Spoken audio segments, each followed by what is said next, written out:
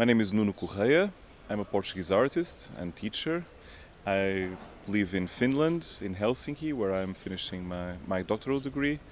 I'm a researcher and artist in the field of visual music, so I'm combining audio with graphics and trying to create a whole out of these two means of expression. So I was invited to this workshop here. It's part of the Biennale of Independent Illustration here in Slovenia. So I've been teaching mostly programming and interaction design at universities for 12 years now. So first in Portugal, in Lisbon for 6 years. Then 6 years ago I moved to Helsinki and I started teaching at Aalto University, the School of Arts Design and Architecture there. Actually I started with theater. So theater was it's one of my starting points, but I would say one of the main ones, because I've been working with music, working with programming as a teenager. But with theater, it all came together because I could mix music in a visual environment, and that for me was really interesting. And that was, when I was a university student, meaning 20 years ago.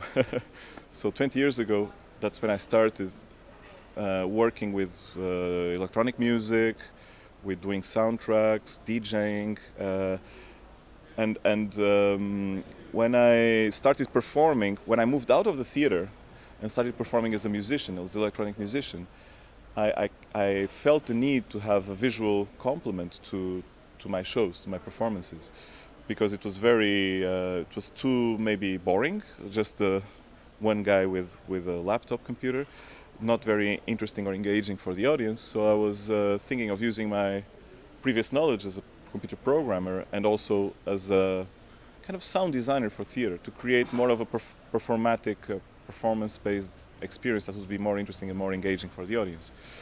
That's when I started working with visuals. So I'm very much influenced by the pioneers of animation of the 20th century. So those who were doing experimental animation with sound. Oskar Fischinger is one of those names, a German artist who in the 30s he moved to the US and influenced an emerging generation of artists who were working with animation there. One of the names that I would mention after Oskar Fischinger would be John Whitney. So John and James Whitney, they were brothers and they were working with motion graphics, experimental animation in the mid 20th century. And John was very influential for me because he was one of the first artists to explore the computer as a means to create animation, and he was very focused on the combination of animation and sound. So he even has a book called Digital Harmonies,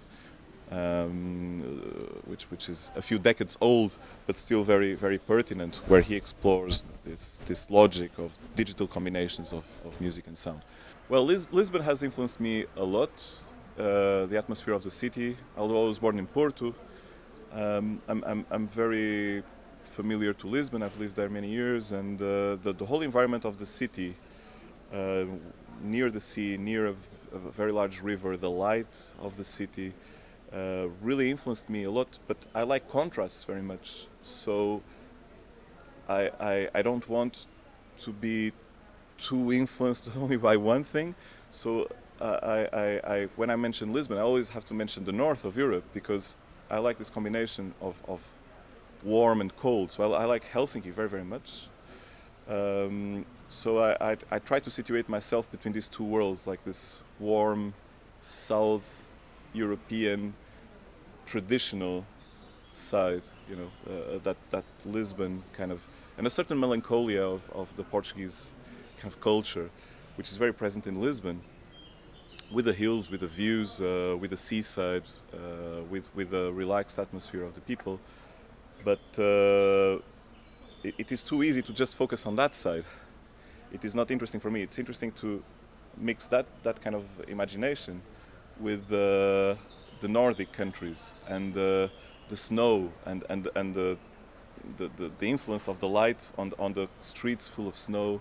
So another question would be like, if you try to analyze this social cultural aspect of the media art, and if you analyze, let's say, last 5 years and current times, do you think there are any influences on that failed by this so-called crisis or these current social-political changes? Like, does it has any connections? For sure, I definitely see that a lot of movements in media arts have been towards sharing, towards involving people, and getting the commercial side a bit out of the way. The open source movement, I think, is a good, example of that. A lot of art has been aiming towards the involvement of people, towards crowd. I don't like the word crowdsourcing because it sounds too much like marketing, but the idea behind crowdsourcing is to, on a creative level, involve different people using network devices such as internet or mobile devices, or involve people in galleries, try to get their contribution. But I don't see many examples of, direct political artistic intervention. It is more, which I think it's not bad, because it's the examples I can imagine which are connected to this are more abstract level, empowering people, which is the main thing, and getting people involved, and not so much pamphletary or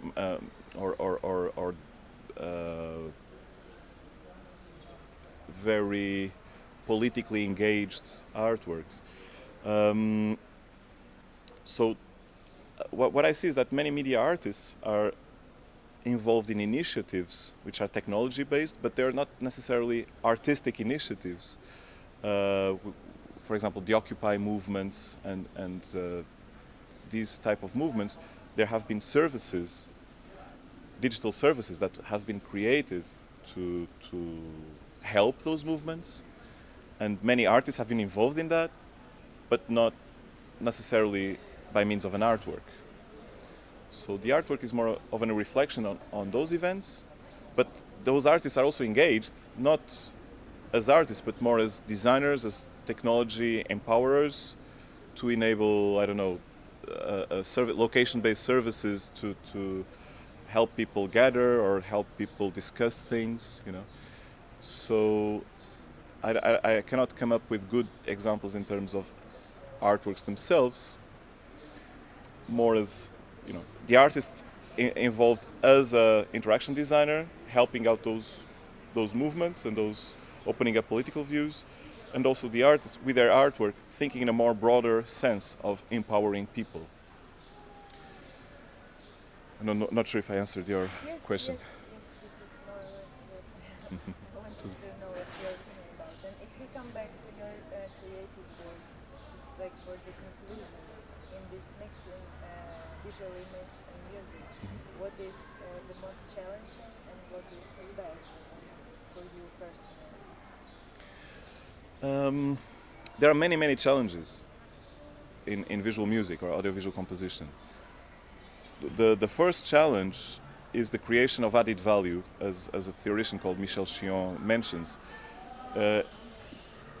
It is the fruitful tension between music and visuals, creating a new meaning out of this. So when you hear music and watch visuals together, the music sounds differently than if there was no visuals. And the visuals, they look different than if they had no music. So this is the starting point, but the real challenge, of course they will sound different, but will this be meaningful and interesting, this juxtaposition? Will this tension be interesting for the viewer / listener? So this is the interesting challenge, to create fruitful tension. Not tensions they will be there, the tensions, but are they fruitful? Fruitful tensions between sound and visuals. This is one of the challenges. The second challenge as an artist is to create an engaging experience and immersive experience. So, for example, as an artist, I usually work mainly on three levels: performance, installation, which is an exhibition in a space, which is usually interactive, and more portable experiences, for example, internet-based artworks or mobile. Yeah. So I'll start again with the second challenge, which is the creation of an engaging experience. So I work mainly in three levels, which is performance, installation, which is kind of having the artwork in a confined space where people can interact with, and the mobile devices. And for me, the engagement comes from many levels as well. One is the idea of immersiveness, that you feel kind of overwhelmed in a positive way by the sonic and visual stimuli that you're receiving. And that is a challenge because sometimes it's out of your control. For example, yesterday we had a screen there that it wasn't as big as I would want. It didn't create maybe the kind of experience that I would like because of the technical restrictions that we had. This building is also difficult. It's a beautiful building, but it's difficult to intervene because it has some cultural, which is great. It's understandable, right? But these are factors out of out of control on the experience level. So as an artist, as much as I can, I like to be involved in the design of the space. So how can I use the visual technical materials and the sonic to create a really immersive experience? The second thing that contributes to engagement, in my view, is intervention. So how can an audience in a performance affect what is going on? How can an audience in an exhibition affect what is going on? How can you, as a consumer of a portable device, affect what is going on here without being a passive listener or viewer? So this, for me, contributes to engagement. So it's a complicated. It works on many different levels. So we have the connection with audio and visuals element first, and then I would say the engagement. There's a third element, which is the interaction design. It's part. I mentioned it a bit, like the intervention of the people, but it is very tricky to create interaction in media artworks because your audience is so huge. So you have people who are interested in very casual, very quick interactions, and you have people who really want to dive deep into the work and spend time learning how to use it and to play with it. And it's really hard to strike a balance. I think good artworks in media arts are those who really work well on a superficial experience, but that have a lot of depth to it, which is a bit like people. You meet people, and of course, some people you meet for a few seconds or for a few minutes, they seem very, very nice, but you don't develop a relationship with them because somehow you don't connect, you don't find depth on that person, or you're not.